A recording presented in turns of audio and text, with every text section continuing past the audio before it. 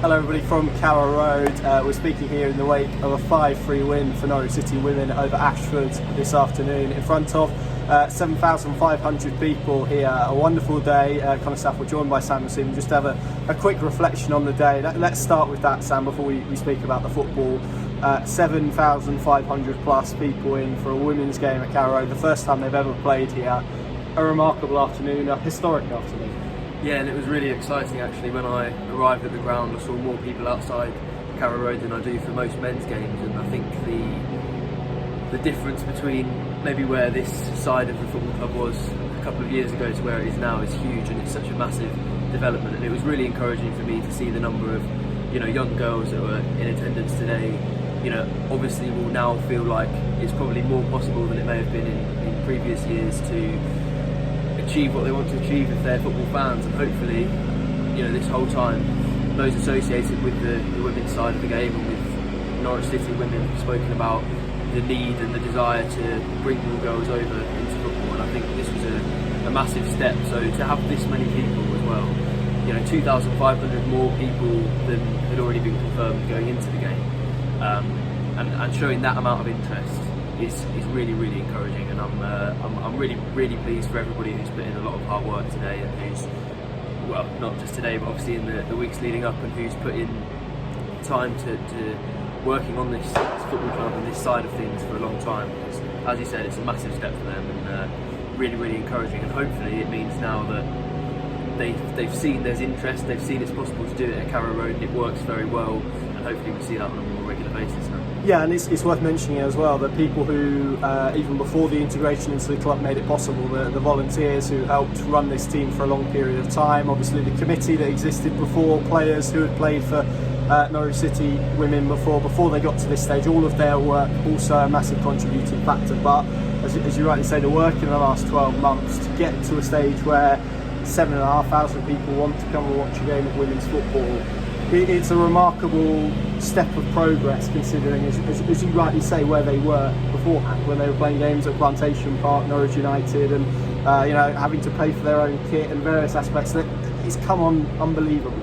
Yeah, absolutely, and I think probably a few years ago it would have been difficult for most Norwich fans to find out where the next match was happening, and now you had goals being scored by players and people singing their corresponding chants with music playing up to it. So yeah, there was a lot of really encouraging steps, and you feel now that these women are actually building a reputation for themselves, as well as they're not just the female version of what people come to Carrow Road for. They're not just people who Norwich fans are interested in because they're associated with that men's side that they've always been interested in and have cared about.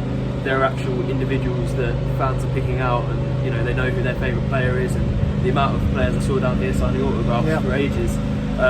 Probably not good news for their planning of the day and how quickly they had to get up to the top of the terrace. But yeah, really encouraging to see that in a way you want them to be more part of the club and more connected to what a massive organisation this is, but in another way to see the separation, to see them growing themselves as what they are is really, really encouraging. So yeah, I think there are a number of aspects where you can point at it and actually say that's so different to where things were for the last year or so. And I think even on sort of social media and online, and the amount of coverage there is of the women, that's increasing so rapidly, and hopefully Norwich City Women continues to go from success to success. Then they weren't too far away from promotion this season, so perhaps if that can happen next season and they go up the league, there'll be even more coverage and there'll be more of this feeling of gathering momentum. And I think today was probably the time when all that hard work is worth it and pays off and is highlighted, because this progression has been observable if you've been watching the whole time. But this was the moment when 7,500 people could point at it and go, this is what they've achieved, and to have done that over a relatively short period of time, as you said, credit to everyone who was involved before, because they've kept it running and they've kept it alive. But since the integration with the club, the number of people who have taken it to that extra level, and how quickly they've done that is really, really encouraging. So I'm looking forward to where it goes next, and I think there's even more potential for it to grow massively beyond this. Yeah, it wouldn't be Carrow Road without a lawnmower, would it? So we're hopefully the sound is holding up. But you're absolutely right, and also I think for all of the criticisms that people have around the men's team and maybe the structure of the club more broadly, this is something tangible that you can point at and really feel positive and quite warm and fuzzy, for want of a better phrase, about, because you've been to the Nest, I know, I've been to the Nest as well on occasion. I actually went 12 months ago. It was either just before they were integrated or just after, I can't quite remember. But you felt it, you felt that kind of atmosphere that we saw here today, that kind of positivity and that sense that something was quietly building. They've obviously continued that over the last year. Attendances have increased at the Nest dramatically. They're obviously now working on getting some public transport links up there, because that's obviously been a real kind of hindering factor maybe to the amount of people that have been able to go and watch them. Obviously having a game here in terms of accessibility is much different. So a really wonderful day, which probably leads us to talk about the football, Sam, which ended a 5-3 win. I think it was 2-2 after 10 minutes. Just an incredible, frantic game of football. Alice Parker scored twice. He was named player of the match in here, which I think was probably absolutely the right decision. Natasha Stelling got one. You're going to have to remind me because I'm struggling here. Megan Todd got the last one. Megan Todd got the last one. So in terms of the goals and the game, not only did these people come here to watch a women's game of football and all of the stuff that we've just spoken about, they saw a really entertaining, really competitive fixture as well. Yeah, it was a great game, and I think for me, doing the live blog, it was especially relaxing in the first half, and there were all the elements that I think people come to the football for and people are excited by, and based on that, I'd definitely come and, if I was a fan, I'd definitely come and feel that I was getting my money's worth here. Actually, it was I've said a few times, it's probably the most entertained I've been this season, and I've been to almost every single men's home game. So yeah, I think it was a fantastic match that probably was slightly more frantic than women's manager Sean Howes would have liked, but the fact that they got the result over the line probably means that it was a positive in the end. And I think the sense of wanting the team to do well was really there, and you can feel that celebration when Megan Todd goes and scores. And as much as there were a couple of mistakes in there, I think there are a few goals that were really, really well put together. The Snelling goal, as you said, was a nice passage of play down the left, and then a lovely cross from Parker. The less said about her first goal, probably the better. But I think there was a lot of quality out there on display, and probably the sort of football that everybody wants to watch. So I was really, really encouraged. Norwich fans will be more encouraged by the fact that they managed to probably control the game a little bit better in the second half, and as Howes said post-match, close up the gaps and stop Ashford penetrating them as well as easily as they were in the first half. So it was really good to see actually a lot of that quality, and for the fourth division, which is what Norwich are in at the moment, I thought there was a lot of good moments and a lot to praise them for. But yeah, as you said, Alice Parker, you definitely have to praise her for that performance, because I'm not sure anyone plays at left back and expects to be as involved at the other end of the pitch as she was. But it wasn't only that, she also was the sort of driving force defensively and physically, and I thought she did really, really well. But there were a few really good performances out there, and definitely the sort of game that, as much as Sean Howes probably wouldn't pick, is one that he will definitely be pleased with looking back on it. Yeah, Freya Simons with the other goal. Sorry, Freya, we missed you out before. Yeah. There was so much to remember in that game, and of course Bryony Williams made an excellent penalty save as well in the first half. I couldn't even tell you what the score was at that point, to be honest, because it was so mad. It might have been 3-2. I think it was 3-2. My memory is getting the better of me. And Alice Parker scored a wonderful free kick as well, which is worth a mention, because that was what 30 yards. Are we going to put it at? Might have been more. I think she meant it. I think we can say she meant it. But a brilliant strike that managed to beat the keeper.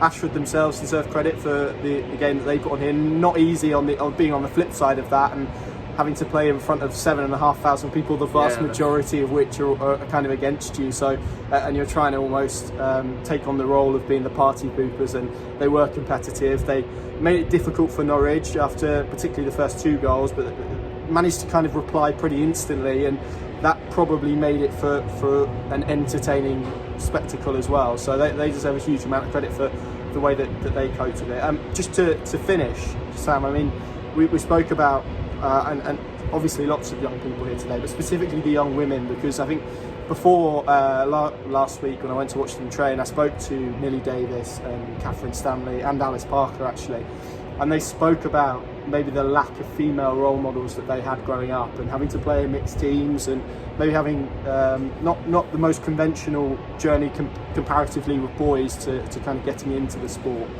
So to see what we saw at the end, which is essentially lots of young girls getting selfies, getting autographs, really wanting to engage and speak to these players, for the players themselves, but also for the young girls. I mean, it's a lovely thing, and something that didn't really exist in the sport maybe even 5 years ago, let alone 10 years ago. No, definitely, and it's the important steps that you probably need.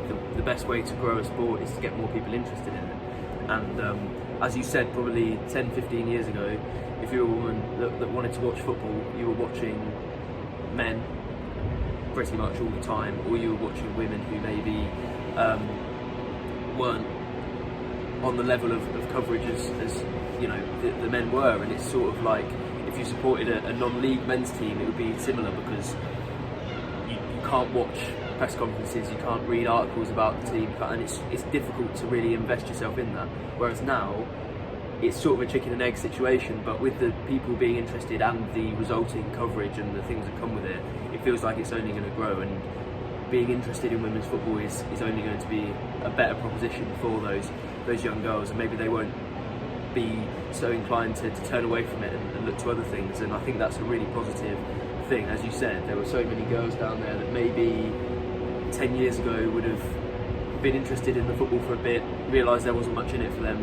and had a look at something else. Whereas today, it's also seeing people like you, isn't it? Exactly, exactly. And perhaps there's not too much to relate to when you're a young girl looking at someone like John Terry or Rio Ferdinand. You know, and, it's probably a very different thing. Obviously, I can't really relate to it in that sense much, but in other parts of life, you really do need somebody who you can point at and say, okay, they've done what I want to do, and that makes it a lot easier to go and achieve that. So I was really pleased for everyone involved in that, and probably just the young women of Norfolk, who now probably have a much better proposition on their hands in terms of liking football and being interested in that. So hopefully it goes from strength to strength, and it feels like a really, really positive step in that way. Yeah, and a lovely, lovely day here at Carrow Road. Norwich City Women have won on their Carrow Road debut 5-3 over Ashford. Brilliant day, brilliant occasion. We're going to have plenty more reaction analysis across the Pimpkin channels. Sam spoke to Sean Howes,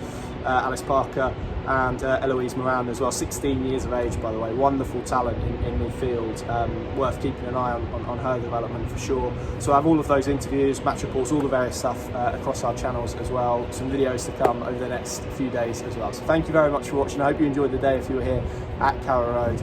And we will see you on Wednesday night for Norwich City Men as they head to Loftus Road and to face QPR. So a bit of a different situation for us on Wednesday night, but hopefully we're smiling come the end of that game. Thank you very much for watching.